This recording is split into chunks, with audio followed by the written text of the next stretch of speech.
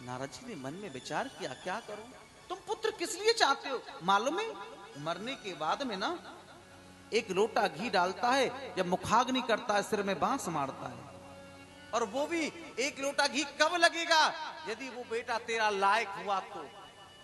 यदि लायक की जगह पर नालायक निकल गया तो 100 लोटा भी घी के डाल दे तो भी तेरी मुक्ति नहीं होगी। कहने लगे, महाराज मुझे कुछ नहीं पता, मुझे पुत्र चाहिए।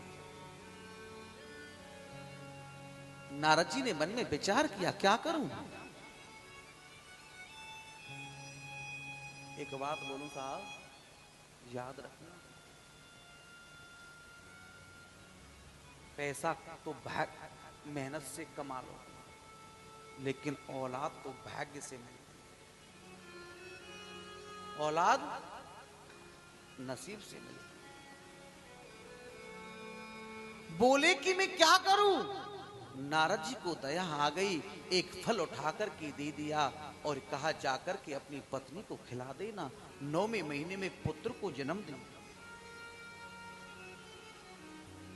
आत्मदेव उस फल को लेकर के आ गए और अपनी पत्नी धुंधली को दिया और कहा, संत का दिया हुआ प्रसादे, इसे खाने से तुमको जरूर पुत्र होगा।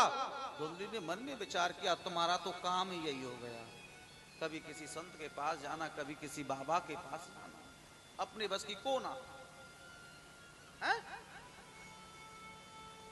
उठाकर के वो फल आंगन में जो गाय बंधी हुई थी उस गाय को खिला दिया। अपनी सहेली से कहा, बहन तू गर्भ से है, अब की बार जो तू पुत्र को जन्म दे तो मुझे दे देना, उसके बदले में तुझे धन दे दूंगी। और वही काम किया, उस सहेली ने पुत्र दे दिया।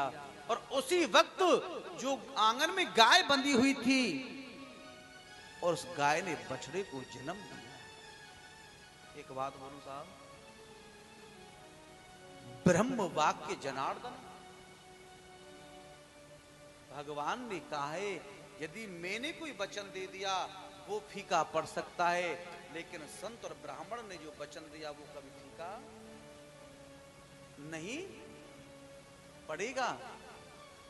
मोहे बचन भी पर जाए फीका, मोरे बचन भी पर जाए फीका, मोहे बचन भी पर जाए फीका, मोहे बचन भी पर जाए फीका, संत बचन पर धर की लेखा, संत बचन पर धर की लेखा, संत बचन पर धर की लेखा, संत बचन पर धर की लेखा।